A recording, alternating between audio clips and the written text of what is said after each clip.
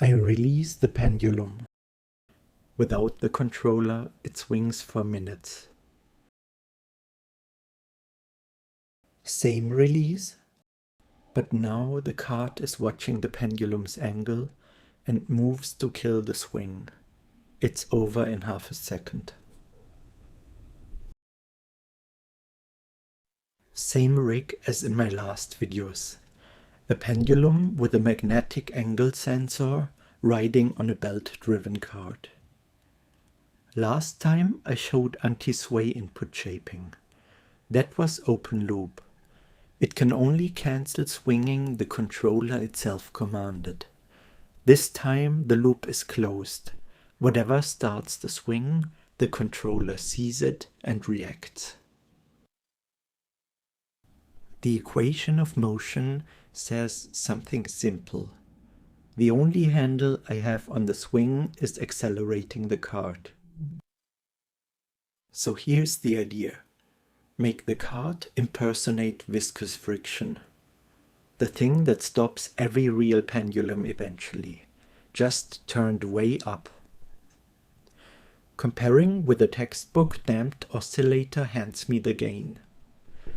I choose critical damping, any less and it still oscillates, any more and it just gets sluggish.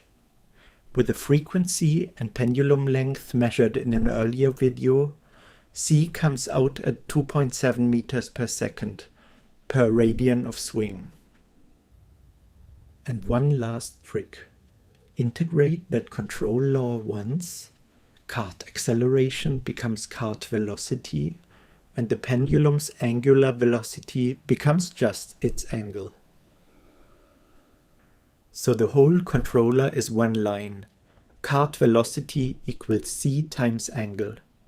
No velocity estimation, no filtering, the raw sensor reading scaled. Here's the measurement. Same release, 9.9 degrees against 9.8. Loop off, the pendulum is still at full swing 5 seconds later. Loop on, it's at rest in half a second. It scales too. From 45 degrees, the controller retunes itself at every swing through the bottom.